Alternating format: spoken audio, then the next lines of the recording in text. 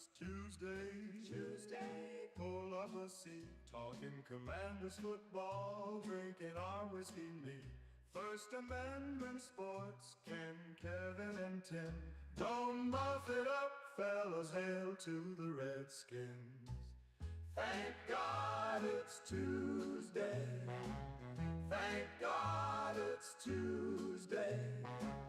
Thank God it's Tuesday. Here on First Amendment Sports.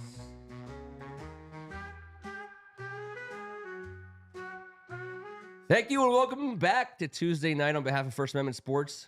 I'm Ken Meringolo. He's Kevin Ricca. On Victory Tuesday, it's been just 70 days since we did this, guys. But we remember how to do it. Victory Tuesday, 70 days ago. We were like, hey, we're going to just win or lose every other week. Feels so good. Feels pretty good. We're just ironing out some kinks.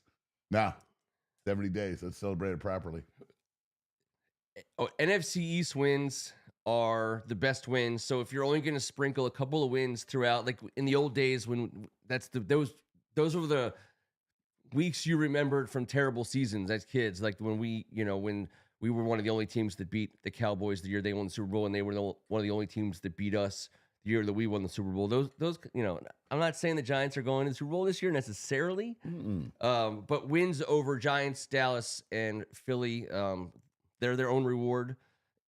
I love you love coming out on top against those guys, especially. Screw the Dolphins, screw the whatever 7 other teams we lost to. Screw the Dolphins. And screw the Dolphins. So I'll take a win over the Giants in Christmas season. Anytime. Merry Christmas to everybody out there who's getting in the spirit. Happy Hanukkah and all of the good holiday greatness that is really doled out on 52 Tuesdays a year. I like to think.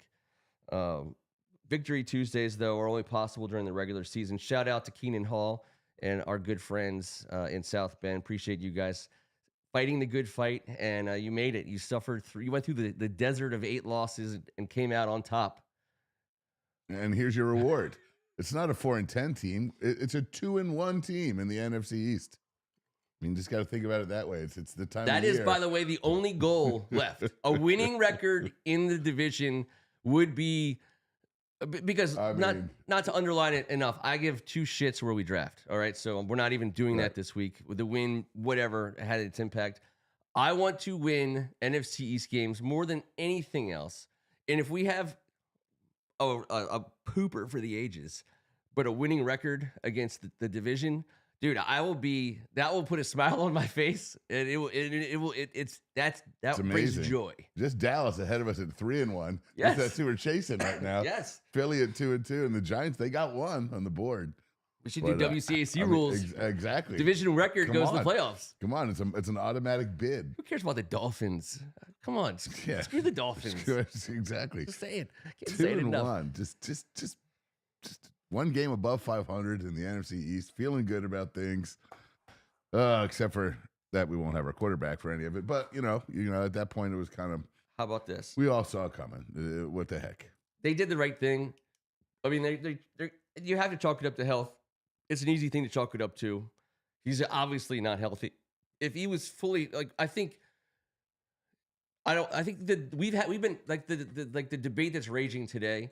We've been civilly having it for the last month and a half. What's the right way to do it? And we kind of have agreed for the most part. Correct me if I'm wrong, but that if he's healthy, if in football, if you're healthy, you play. And that's just like the way the sport works. And he needs reps on top of that. And our offense is still young, and the rebuild is still mid-rebuild. All the reasons in the world why you play a player. So shutting it down is just a bad thing. It's a bad culture thing, unless he's not healthy. And so, like we said last week, just tell me he's not healthy. Dan Quinn said he's not healthy enough to go. So I guess the only thing you could take issue with is, are you saying, that he's not going to be healthy for the next month? Because I'll believe that. That's fine. Well, also the way the schedule unfolds. Yep. You get short week followed by shorter week. Mm-hmm. So if you're not healthy and you're not getting a regular, week's worth of reps, and you're coming out and you're playing on a Saturday, then you're turning around on Saturday and playing a Christmas Thursday at 1:00. I mean, that's like shit. So I think the idea of that, and then you say, all right, then we're going to sit them around for another 11 days and play them. So Yeah. let's just end it. Let's just end the conversation and let's put our guy in a place where he can't get hurt. That's nice from here on out. And we all understand. We understand what happened this season. Yeah. There's nothing left to achieve. That's right. That's good besides getting everyone else all these goddamn records that everyone gets when they play us now. There's always like 30 records broken. Oh, God. So many records. So many records. Speaking of records, we are still in our holiday push for 100,000 subscribers. We're up to 6.1K right now. So those of you who are watching and listening, share the link, share the subscription link with a friend. It costs you nothing. We don't usually do subscriber pushes, but in the holiday season, that's what you do. And so we're looking to push. So we just need just under 94Ks to pull this off, and we appreciate all your help. I'm gonna cross that off the list. That was some housekeeping. Okay, so I've never seen the subtitles. Oh God, the last thing we need is a screenshot. You don't want this memorialized in Word, but what can happen in 3 weeks? What can happen good for us in 3 weeks? So I wrote 3 players' names down, who I think I want to see. I want to be focusing on. I want them. I feel like it's going to be next year. It's going to be big for these 3 guys. They're not the only 3 guys. There might even be 3 better guys than this. But this is what I thought of. And the first one I thought of was Ben Sinnott. Yeah. Sinnott. Sinnott. The Rumbler from Down Under, over there to my left. Ben. Who's a growler? Yeah. No Zach. Who's a Sinnott? That makes it easy. Ertz is out. But he was a mid-round draft pick, high enough to be, a starting prospect, first and foremost. The way he played in college was at Kansas State. Yep. Third rounder. Physical, pass catching, yards after the catch guy. And the way it works for tight ends, like most positions, unless you're like generationally good at sports, is you have to be in the right system at the right time. And I'm not saying he's been the wrong system at the wrong time, but Cliff Kingsbury had a thing with Zach Ertz, and Zach Ertz was gonna dominate that spot, and he did a good job at it, and that was just the way it is. Ben Sinnott has to show that he can be someone who can run routes, who can, really growl it out, growler style. But I think he showed that a little bit. He got up and away from the secondary, and they found him. But he has to be. I think he's proven that he can block. You probably watch as much, if not more, than I do. Like, for example, last night watching the Steelers-Dolphins game. Yeah, screw the Dolphins. But that guy Darnell Washington, 6'7", 3 Hondo, whatever he is, whatever they list him at. But he's when he gets the ball in his hands, he's baby bus. At the high school level, he might be senior bus. He's senior bus. Yeah. But the thing about it is, I watched him once he got his hands on somebody, yeah, of course.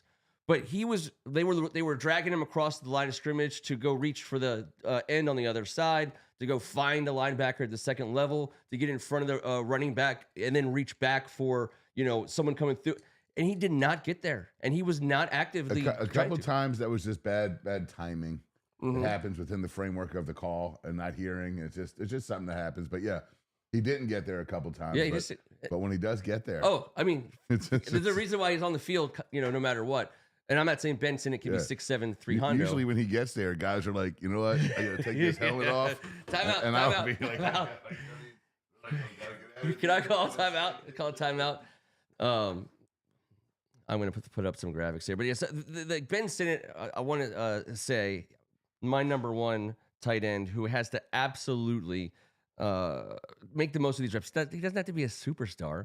He doesn't have to set the world on fire, but he does have to run good routes. I want him to be targeted, so he has to be in the game plan. And I want him to demonstrate that when he gets the ball, he's not going to put it on the ground, and he's going to break some tackles, or especially arm tackles. And I think that's the kind of player that he is. Certainly the kind of player we need him to be, because now that the Zach Ertz era is officially over, we are going to require a tight end to step up and be a guy. There's not a single offense in the league that calls itself elite, that does not have a tight end game, a tight end plan. And if people remember last year when Cliff Kingsbury was operating the greatest show in DC, we were a triple tight end team, and we did absolutely everything from it. And, Bates is Bates, and he's locked down. They found him for a couple of targets this past week, and he can make the catch, but he does not fail to get to his blocks. John Bates does not fail to reach for the right guy. And he is the perfect guy for our running backs to run behind. And he is part of the tight end solution. But but Ben Sinnott has to be a more elite member of the passing game on a going forward basis. And so that was my number one. Ben Sinnott. Nice. I feel like we accomplished a lot during that one. We really did. I think we really did. Let me give you my number two. Yeah. After you gave us, So my number two, timing. my number two, Bill. And again, this ain't brain science, but he's starting to show the way that he runs that we like. He did it a lot against the Giants, and he's starting. He just has that ability, that dynamic ability that not everybody has. No, happy feet and burst. You saw And once he put a foot in the ground, that touchdown run, I was like, God damn, it looks like he was shot out of a cannon through the middle of that defense. Yes, it opened up like a sieve. I don't care. I'm talking about what he looked like versus how the other players were moving and how he was moving. It looked like someone was in fast forward. They're all pro players, I know. and he just stood. He stood at zero because he had to change direction.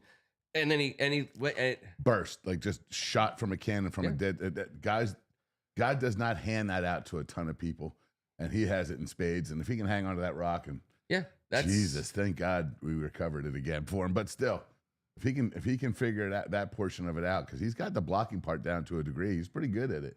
He can catch out of the backfield. He could be along with someone else.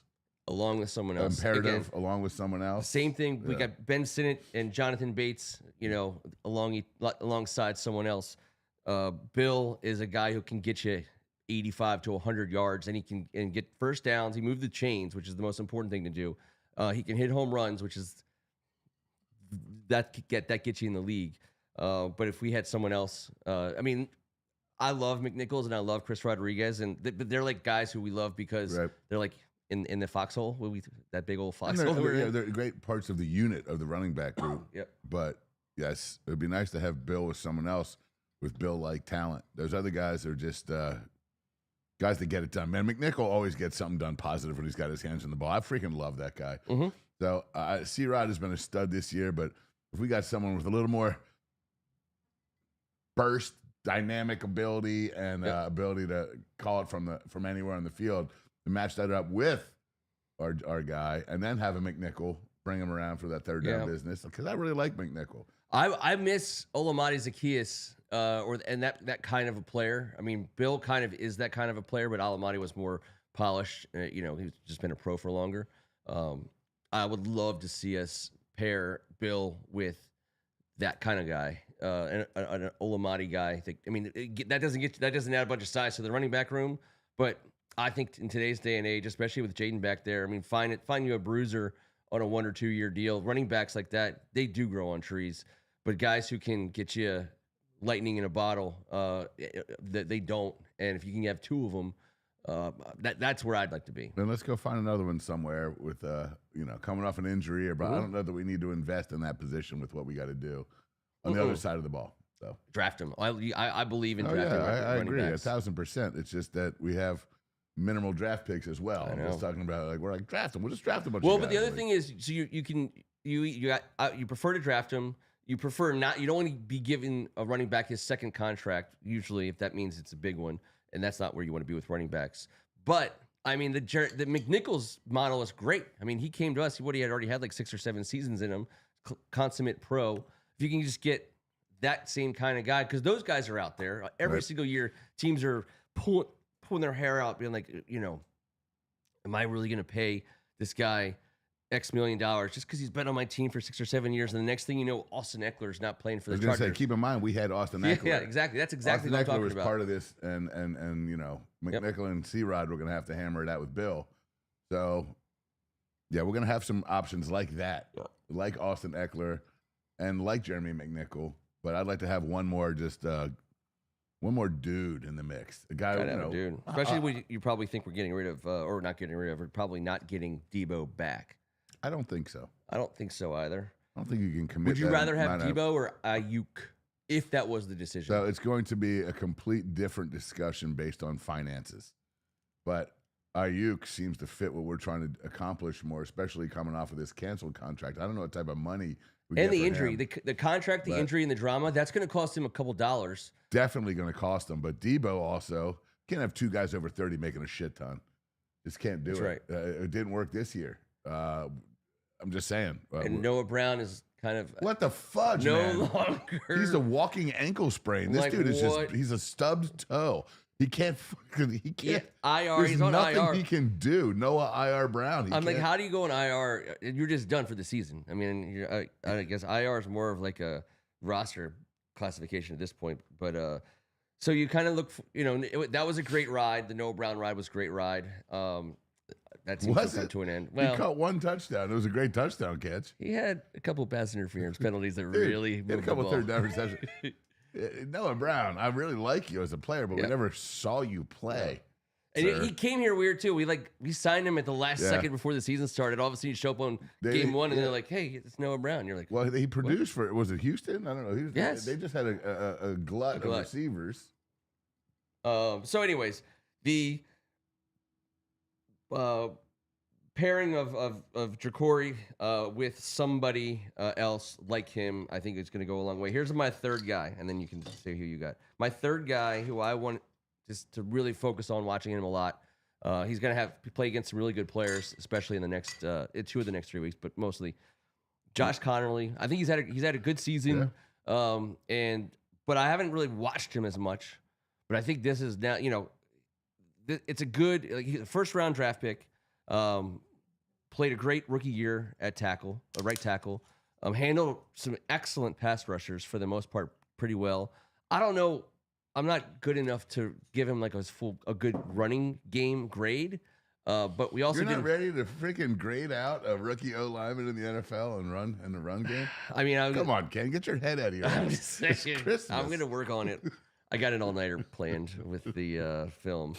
So there's like 3 different formulas to base that on versus 19,000 hours of film work. Yes. some artificial intelligence, a shit ton of coffee, and a dude that just is proficient in word perfect. Yeah. Well, you would say we couldn't keep our quarterback on the field, and we didn't have a great year running the ball. But at the end of the day, I think Josh Connerly has had a good season so far. I want him to finish strong. I think he is such a huge piece going forward. With him and Laremy Tunsil on the outside, you can do a lot if those two things are not just right, but above average right. And I think they're above average right. No, we can with both those guys. We can get a lot done, and I think we're going to. We got to sign this guy. I think you and I are in agreement. Mm-hmm. You don't give up a second and a fourth unless you've been discussing business. So we'll see, but that could be one of the great things to look forward to going into next year. It really can. We thought it was going to be this year. It took a little more time, but it's turned out to be the best unit offensively. I mean, without a doubt. And you got Cosme back, and he's playing into form still. I think that's true. But he's gonna. He had to carry some load when the people around him weren't as good, and now if Connerly can step it up, then him, that helps Cosme a ton, obviously. And Cosme's a big guy. He played right. He played tackle in college, I believe.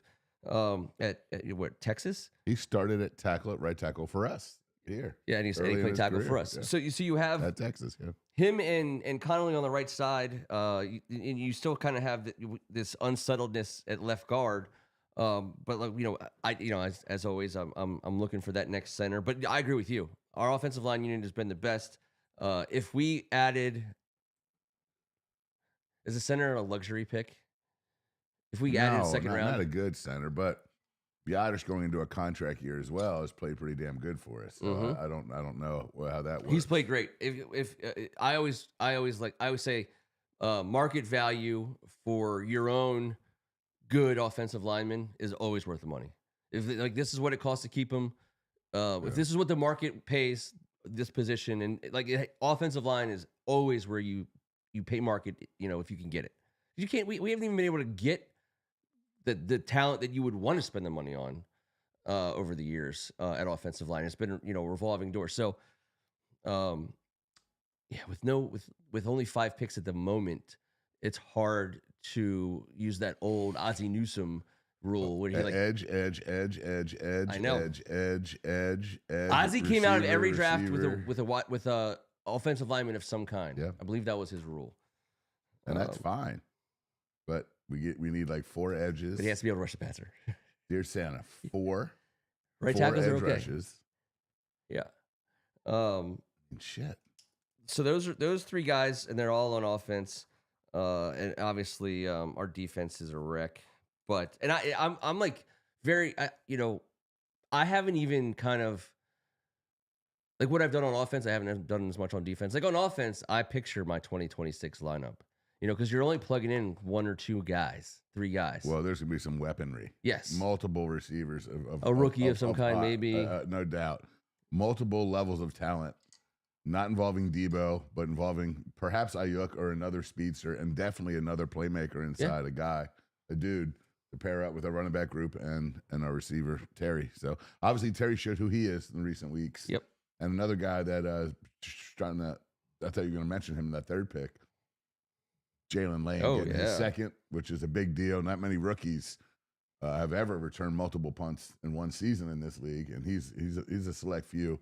I'm not sure which one it is. It's like 7 or 8, perhaps, but we got one of them. That's pretty cool, man. Yeah, he's only going to get better at that slot spot and at the wideout. So, well, he's played his way into like the thoughts and dreams of 2026. Like it's easy to look at your offense next year and feel like Krosky, Merritt, Daniels in the backfield, Sinnott and Bates, 2 of the tight ends, Terry and a new guy at wide receiver, Laramie and Connerly, Biotish, Cosme, and one of our even if you just take our best next guy at left guard, we feel pretty good about that. And then you roll the dice, with a rookie wide receiver or whatever, some badass guy's going to come in. Multiple wide receivers. Yeah, need to come in here. Bring and I'll take. Is Treylon Burks coming back? I hope so. Me too. I mean, I believe he would have to re-sign with us. I think this is it. This is year 4. They obviously didn't pick up his option, and that's why he's here. So I think he's a free agent. But why not reward the team that gave you a little shot and they gave you some PT and said, "Come on out here and prove it," and gave you a chance to play with Jayden? That'd be super cool. If he could do something, you imagine how big that would be. If he could be the Noah Brown, that's what he's, and that's what we've been asking him to do. I mean, he blocked his butt off when I was watching him. Yeah. Number 13 got into the pads, and at the end of the line, he's a big boy. Yeah. I mean, so he should be able to be physical, and that guy has to be able to do that for us, right? Well, I believe with Terry, Terry's not small, but Terry's great in the red zone because of his ability. But imagine pairing Terry up with a real red zone receiver. Mm-hmm. I mean, Debo's a Swiss Army knife in the red zone. But I'm talking about a guy that you cannot. Like Devontae Adams. Exactly. A one-on-one nightmare matchup. And Treylon can bring that to the red zone as well. But you talk about bringing another guy in with Terry. You got to guard whoever the damn tight end is, whether you like him or not. And then Treylon Burks says, that's going to be a number 4 cornerback going one-on-one against a damn freak. That could be a big deal for us. We'll see. We're 2-1 in the NFC East. 2-1, man. Just fucking rolling and controlling the dough. NFC East dough. Unfortunately, Dallas is really rolling it. 3-1 Dallas. They're gonna be hard to catch. Want to say Mary to Greg and NES Tecmo and EO, Ken Harris, Robert Cohen, Rhett, Derek, Shark, all you guys out there hanging out with us tonight. We appreciate it. Let's see. Let's give Greg the comment on offense. We need another running back, a tight end, and at least a number 2 wide receiver. We definitely do need McCaffrey to stay up. We have.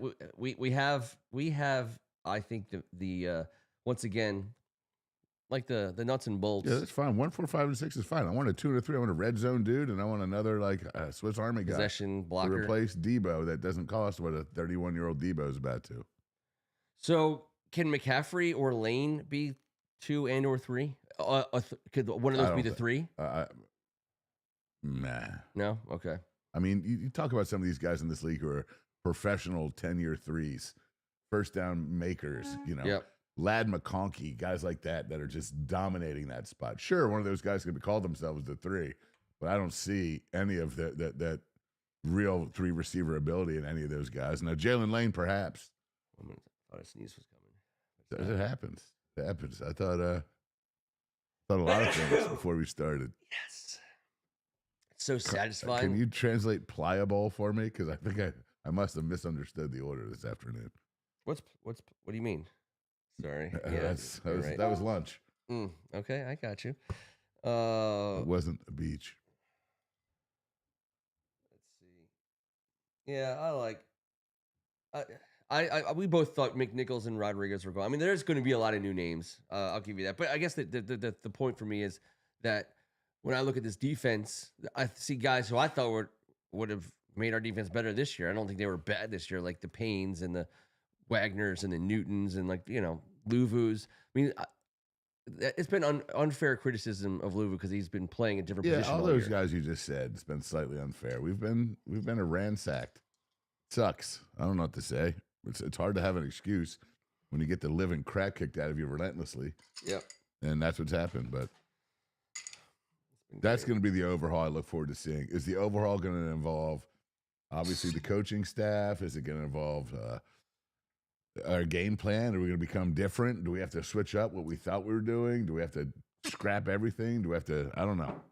Yeah. Curious to see how we go about, because I know one thing we all are about this regime, adjustments. We're not going to sit around and wait for something to get better. We're going to be proactive.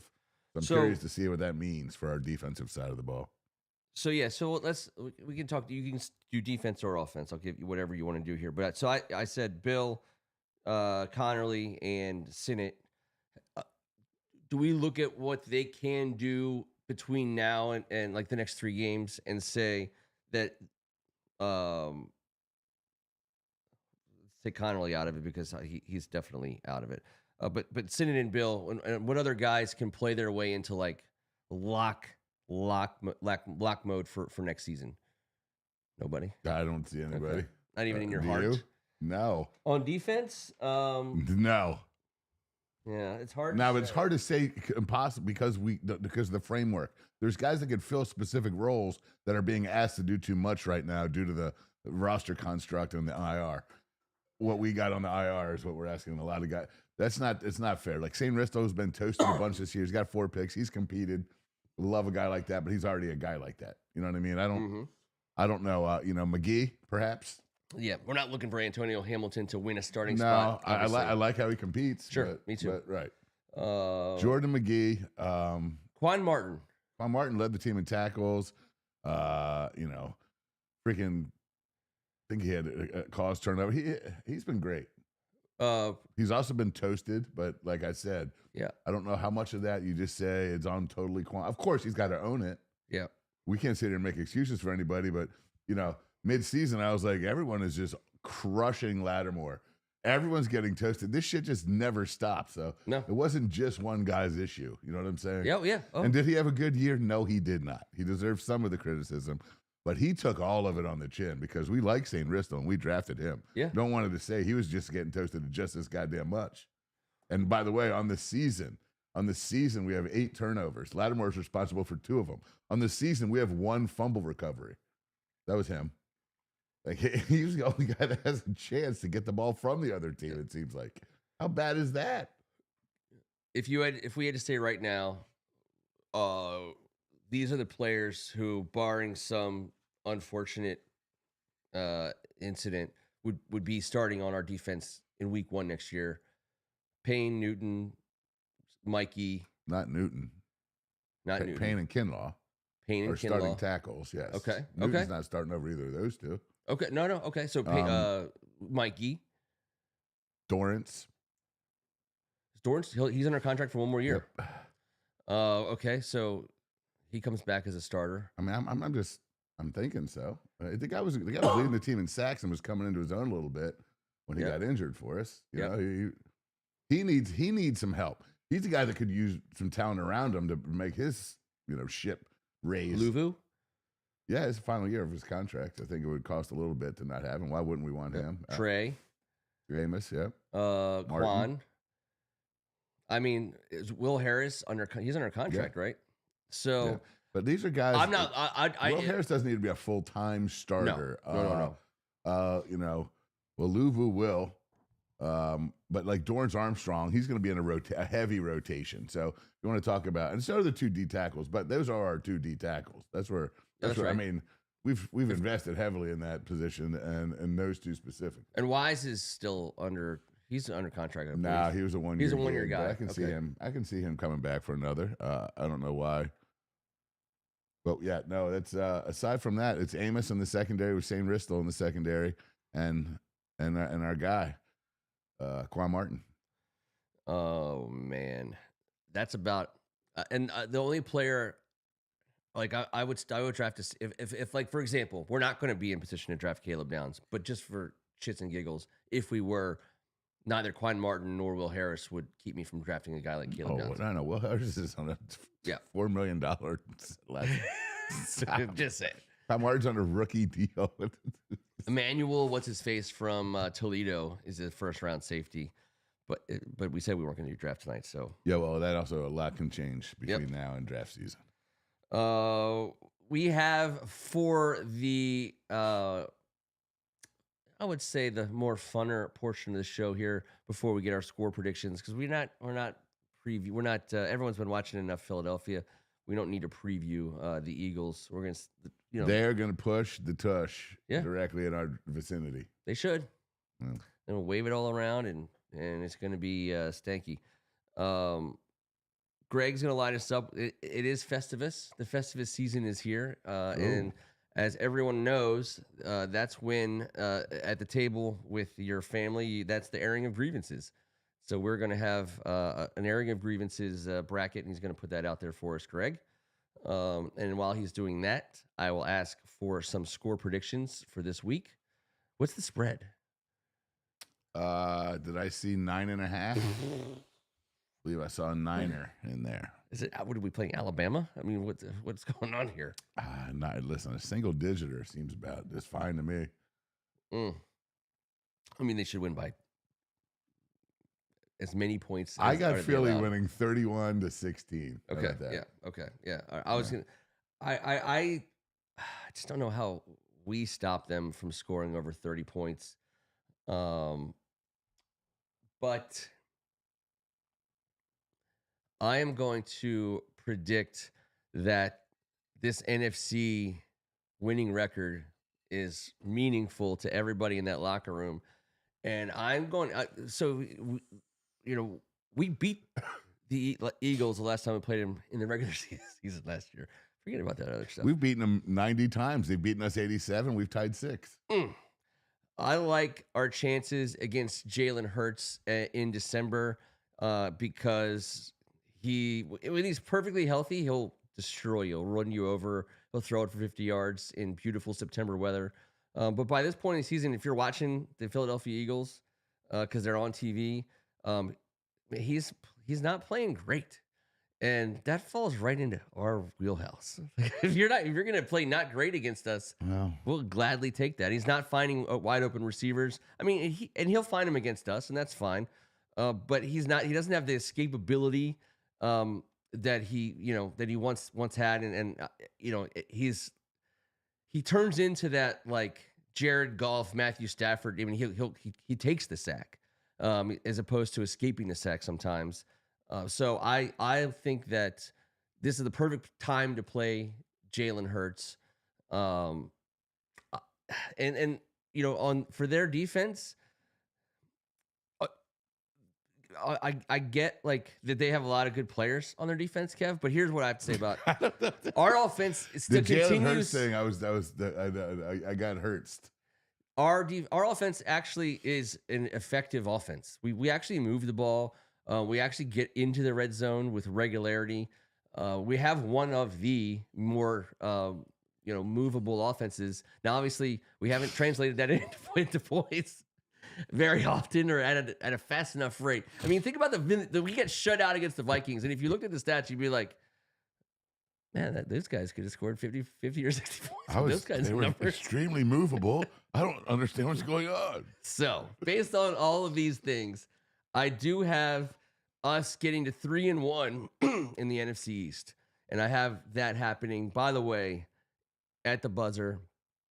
I do think it's and I don't think it's a field goal. I think this is a touchdown pass. I think it's a Marcus to Terry to win it. And I'm going to say, 28-27. I don't think we ever go for a field goal. I think they just leave the offense on the field all day long. 28-27, good guys. At the buzzer. Did you guys catch all that? Good. Think Gamble accordingly. Movability. That offensive Very movability. movable offense. We can just move.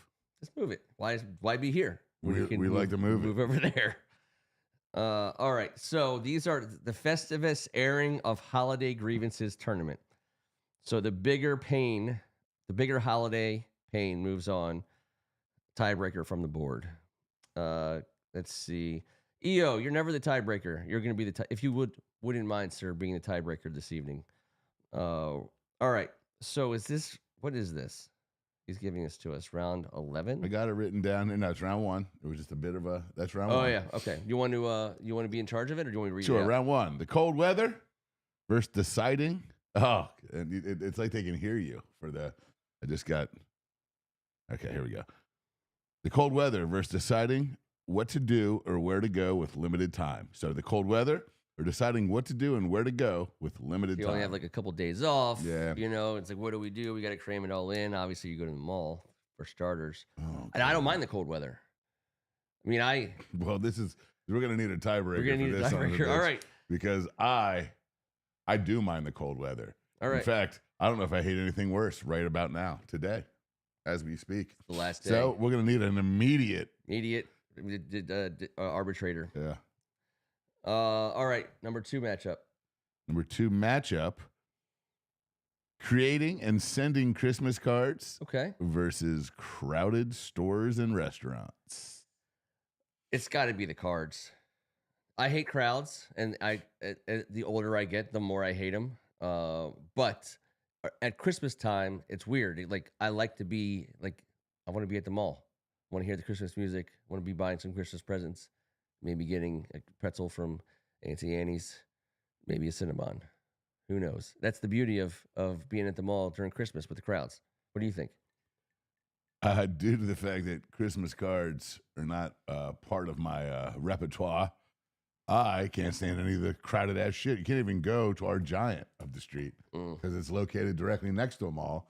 You have to park in the neighborhood next door just to go get some ingredients for whatever the hell you forgot to cook that evening, and it chaps my ass. So, Ken, once again, we're going to need a tiebreaker. Yo, right away, person, and he gave you the nod. Deciding on the what to do is the winner of that one, and he'll decide the winner of cards. Hold on, I didn't get the nod. I said cold weather was the bigger pain in the ass. Oh yeah, sorry, I got the nod. Yeah, what are you talking about? I got about? nodded. My bad, yo. Where to go? Got the nod. Is it bigger pain in the ass? Yeah. All right, what's the bigger pain in the ass? Christmas cards or crowded stores? That's going to be on EO to decide while we debate traffic travel versus gift shopping. I mean, I just generally hate traffic and travel. I mean, I'm not going to say I like shopping for gifts, but I do like going to the mall. And I hate traveling. All right, I hate traveling, so we're going to say that travel is the bigger pain in the ass. For right now, travel is the bigger pain in the ass. All right, we're still waiting on Christmas cards and crowded stores. All right, trying to live up to past holidays. Trying to live up to past holidays or budgeting and the bills. I don't know. I don't do a lot of budgeting. It's easy to budget. It's just whatever's in the bottle. This much. Put some ice in it, and it's budgeted. But I would have to say, what do you think? I don't want to mess with the budgeting or the bills. So I'm answering budgeting bills as the bigger pain in the ass. Throw it in there. Let's do it. Let's go that way. All right, kids being off from school or back from college as a pain versus wrapping and assembling the gifts. Well, I'm on the other side of that now. I got someone coming back from college. I'm pretty excited about it. So I would say, but I also understand. Like, wait, first of all, Greg, you have like 2 kids that aren't even in school yet. You got a long one, my friend. You got a long ways to go. Wrapping and assembling has got to be the bigger pain, right? Whoever the fudge knows how to wrap, likes wrapping, has the back for it, the patience for it, the artistic ability to make it look good, the folds, the creases, the scotch taping. My mother's a wizard and deserves so much credit for the shit she wrapped over time. It's absurd. I hate wrapping. Wrapping can, yeah. Mm-hmm. Yeah. It's the elf word, like Giannis says. Don't use the elf word. So, yeah. Crowded Stores wins from EO. Yep. All right. So. And we got wrapping. All right.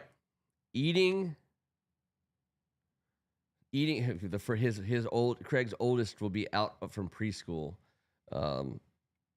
That's tough because I remember that, Kev. Your oldest, because you still have one in diapers at home, and you feel like you got it covered, and then all of a sudden you're back to a full house. All right, I get you. That's fine. Eating too much unhealthy food, or spending time and small talking with guests and relatives. I love the guests and relatives I will be small talking with, but that's typically not who I find. Yes. You know what I'm saying? I feel like I do. I could be at a party of 100, 96 could be guests and relatives, and those other 4 some bitches, they got me. I'm done. And I'm always like, sure. And my whole family laughs at me, and they're all making, and then I get anxiety, then I stay extra long. Yeah. So I don't want them to think that I left because of, you know how that all works upstairs at the holidays. There's a lot of moving parts. There is. Yeah, so I'm going small talk. Small talk. I'm with you. That's an easy one. All right. Because I love eating too much unhealthy food. Also, it's a classic 1-16 matchup. All right, housework, cooking, baking, cleaning versus drinking too much with the associated holiday hangovers. Bigger pain. Hangovers are tough. I will power through a hangover. Especially if I don't have to bake, cook, or clean. Let me tell you what happens over the holidays. You can make this choice. Hungover as a dog, you can clean, or you can have yourself a cocktail and not be hungover as a dog anymore. You know what sucks? Cleaning. Cleaning's the worst. I'm running housework. Are you going housework? Oh, yeah. Housework is way more of a pain than drinking too much. We'll say. We got Christmas music everywhere versus setting up and taking down the decorations in the tree. I'll go first. As a person that listens to a lot of Christmas music everywhere and does not do shit for the setup or the takedown of the decorations, I do help move boxes. But that's like not even. I'm going to go ahead and say that the bigger pain in the ass to me is after the 2.5 weeks of listening to it, I'm done. Yeah. I like to get to the Christmas day to the best of my abilities with the ability to listen to like 5 more jams. But it really chaps my ass, the overplaying of the Christmas music. It does drag.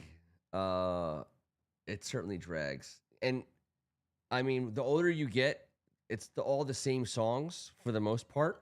So, I mean, I love me some George Michael and some Wham, and I'll listen to that to Last Christmas when the first time it comes on, and right after Thanksgiving. We had this episode last weekend. I know. So if you're going to overdo it, I'm going to overdo it with you. You got to tell me the best-selling Christmas song of all time. While we're at this, the best-selling Christmas song, and it's not Mariah Carey. All I Want for Christmas Is You. I didn't say it was or wasn't. Okay. I just said that. Of all time, bestseller. Of all time, bestseller. Bored, don't be afraid to jump in here. But Ken, you also have to answer your Xmas music every day. Or setting up or taking down decorations. The bigger pain is setting up and taking down decorations for me. Just because I love Christmas music and I can power through it like a hangover. All right, so that gets us out of the first round. Or the first. Not yet. We have a tiebreaker. You just set us up for a final tiebreaker. We have to have. I said Christmas music was chapping my ass. You said setting up the decorations. EO. We need EO to break the tie. Greg Barton says it's Mariah Carey. Ken, what is your guess for the best-selling Christmas music of all time. EO says the Christmas music. So we can move forward on that. All right. So the best selling, that's got to be a thing. I mean, All I Want for Christmas Is You by Mariah Carey is like the obvious one. So I'll let Greg have that one. So if it's not that, then it's got to be the best selling, most downloaded. Is that what we're selling? Like people like bought it? Well, you can buy units, yes. Copies sold, it's called. Copies sold. Was We Are the World a Christmas song? All right, let's move on to the second round. Where to go with a limited amount of time, a bigger pain in the ass, or crowded stores? And yes, it was White Christmas by Bing Crosby. And we're being told it was a trick question, but TR's Horsey and Ken Harris both answered White Christmas and effectively farted on your Christmas cookies, Ken. I'm just Sorry. saying. I was just asking. But where to go? No. Bigger pain. No. That was not a Christmas song. We Are the World was not a Christmas song. Then that's fine. It fed starving people in Africa. Yeah. What's the matchup? Where to go? What's more bigger pain in the ass? Choosing where to go in a limited amount of time, or the crowded stores? I guess the crowds are bigger. It's pain. the crowds. I hate them. I'm sorry. Yeah. You always figure out somewhere good to go, I think. Yeah, it's the crowds. It's the crowds. People. All right, Ken. Budgeting and bills versus travel and traffic. What chaps that Meringolo took us? Budgeting and bills versus traffic. I hate traffic. Yeah. And one thing I've learned about budgeting, not so much about bills, but about budgeting, is that it's just a number you throw out there. You can come in under budget, you can be over budget, but that doesn't happen until later. Due to the possibility of my wife watching this episode, I have no comment. I'm going to say, I too am not great at budgeting, but bills, she is great at. Budgeting is like you're just basically throwing a dart at the wall, and 12 months later, you're going to see how close you got. I love it. I think that's what great. I surround myself with. Obviously, it's going to rub off on me eventually. I told you none of this was my fault. I was below budget last year. God made me this way. So we just have to budget better. All right, so we're going travel and traffic. Traffic and travel. All right. Small talk with the guest relatives. Love it. Or rapping. Oh, rapping's a way bigger pain. Way bigger pain. Rapping. Way bigger. I mean, what a huge pain. I don't do much of it. If you're watching, baby, I know. I'm just saying. I've gotten better at rapping. I used to be the worst. My kids, family, they'd get it and they'd say, "You rap this," and I'm like, "Yeah, I rapped it." Ken's my special boy. It was. We call it a Meringolo rap job, but I will say I rapped some things this year, and I will go out on a limb and say that they are not as all readily identifiable as a Ken Meringolo rap job. That's pretty good stuff. I now hate rapping way worse than I did previous. Yeah. All right, what's next?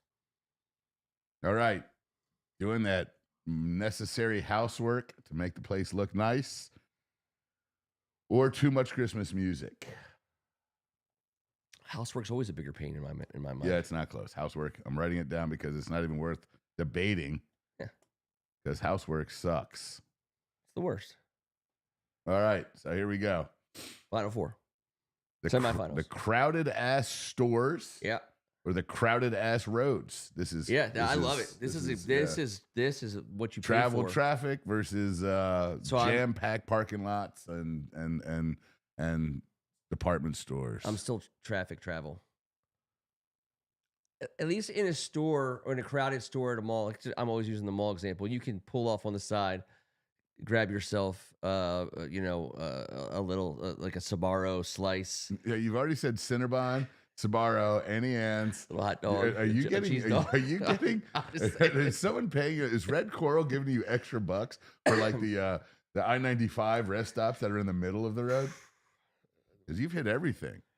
They need to come up with a better mix. You know how you're driving down the road, you roll the dice for every rest stop and which the combination you're gonna get a Starbucks at most of them, maybe a Denny's, maybe a Wendy's, maybe a Burger King, but it's like there's some No more Roy Rogers at Maryland House or Chesapeake House. That's tough. Rotten sons of bitches. And they never replace them with anything that makes you want to. Like they'll be like, Yeah. it'll Sorry, be like, Arthur Treachers is not moving the boner meter. I'm not pulling over for that. Oh but my God. I want to see a better mix of. Sbarro's not my favorite New York City pizza joint. It's up there. The you know, I need to see a pizza option I can believe in, a burger option I can believe in, and like something you can else. believe in what burger option are you believing in? You want to go in like mid Some of level? them have Five Guys. I was gonna say it's gonna have to be Five Guys Yeah. or Shake Shack. I'm not doing Shake Shack if Five Guys or Shake Shack, hands down. Those are the two you see the most. And then beyond that, Jersey Mike's is becoming at least once every other stop. Yeah, it's that Eli Manning commercial that's really getting him over the top. I think it's a step above. So all right. So where are we at? So I say traffic travel. Yeah, I agree. All right. I know it sucks when the stores are crowded, but when you're on the road, it's just It's tough. It's everyone's MFing each. It's the least holiday spirit. It's the least holiday spirit. Yeah. So we got traffic. All right, the other semi, housework versus rapping. This is difficult. That does not give me a semi at all. This is difficult. Housework versus. So I don't think there's a right or wrong answer. I'd rather rap over doing housework. I think I would too, because at least there's something happy going to happen for someone else. I mean, and at the end of the day, I'm wrapping something in paper that someone's going to rip off. Right. I mean, obviously, like I could be cleaning the toilet in the back corner room here, at 8:30 on a Tuesday. Similar scenario, it's going to be tore up mid show. It's bound to happen when you're not looking. I've never walked into someone's house and been like, "Oh my God, your house is so clean. I'm filling the stocking with Christmas cheer." Mm-hmm. No, never, ever. But if someone gets excited about opening up something I wrapped, or the possibility of that, I think I got far too deep. You're dragging me into these explanations. We're like We're saying wrapping better. So housework. Advances. So housework versus traffic. This is an age-old question. This came first? is a real Festivus conundrum, because these are two huge grievances: traffic and housework. Shit. So if we're gonna parse it up, I will say I hate traffic more for the reason you just said. It's just, at least in my house, I get to be with the people I love. I can see some friendly faces. No one's trying to like run me off the hallway or trying to, or flicking me off while I'm, doing some vacuuming. You know what I'm saying? Sir, that I'm aware of. I was going to say, I can totally picture Megan just giving you the old school one. Just like the arm bar. Like, yeah. Whereas Merry Christmas, Ken. I mean, I'll do some housework to not have to drive on the Beltway any day of the week. I will too. Traffic, you are the big winner. You're the big winner for festive. Is that Greg? Is that what you thought was going to happen? Traffic would win. Traffic is our biggest grievance in our airing of grievances of 2025.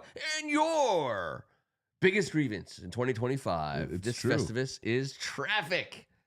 I love it. We are officially. We just hit a whole new demo on YouTube. People who complain about traffic. We just got like a whole new generation. They're like, we weren't going to give you a chance. They thought we were too young for them. This whole older generation, they didn't think we understood.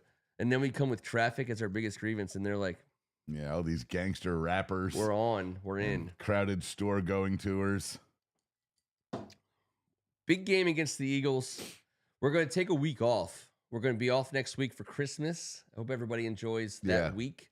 We're going to come back. Christmas Eve. We got some rapping to do. Yeah, we're doing some housework. We sitting in some traffic. Yeah. Budgeting. Doing some traveling, budgeting some time. Small talking with freaking weirdos. But that said, the Tuesday before New Year's Eve, otherwise known as New Year's Eve, that could be a fun night. That could be a real fun night. That's a sneaky night. Yeah, it's very, very sneaky. Very, very, the very Tuesday sneaky. before New Year's Christmas Eve. before New Year's Eve, yes. Very sneaky. We very much want to be talking about a team that is 3-1, looking to be 4-1 in the NFC East. God, a winning record in the NFC East would be It's exactly what I need. Good old days. Yes, that would be the best. I mean, obviously, I would have preferred to have gone to the playoffs and all that stuff, but that ain't happening. But what can happen, we control our own destiny in that scenario, in that reality we've The created. destiny I would like to control is beating Dallas at 1:00 on Christmas Day. Mm-hmm. That would be. I don't give a shit about a draft pick or a blah blah blah. And that guarantees 500 in the NFC East. It does. That win alone. Anything else, any win after that gets us on. And again, we don't need any help from any of the other teams in our division. If we win out, we win the NFC East. Period. Because we will have beaten Dallas. So, and I want everyone to know, we're all rooting for Christmas Day muffs in all 3 games. Oh yes. I wonder what the Vegas odds are on that. It's at stateline.com/hip-to-hip.coverage. Check that out. Shimmy. Want to say thank you to all the folks who have hung out with. We're not doing like any year-end taking stock bullshit. Obviously, that's not what tonight's show is all about. But did want to say thank you to a bunch of folks who have made, especially the last 6 months, so great. And Caroline and Angela, chief amongst them. Derek, Maddie, Rhett, all the guys who've been sitting in the chair. Brett and Rhett.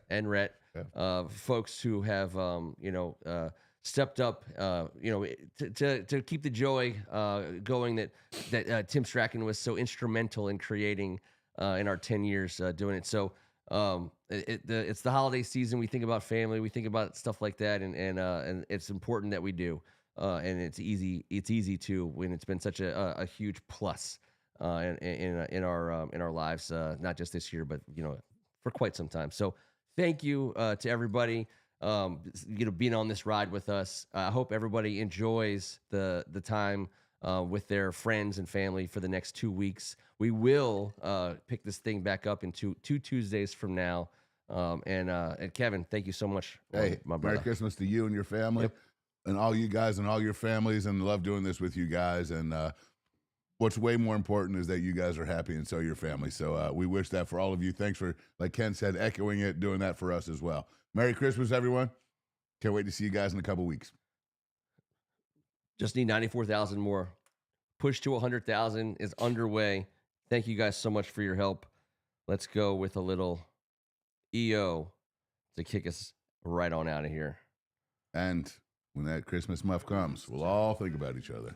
Yes, we will. We're still live. First Amendment sports, Ken, Kevin, and Tim.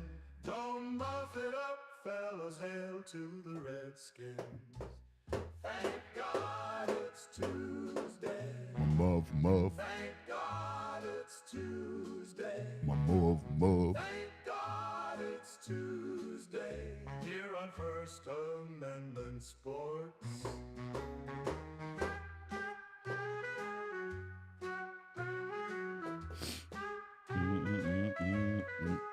Thank God it's Tuesday. When did Roy Rogers Rockville go down? I was just there like a week ago. Commanders football.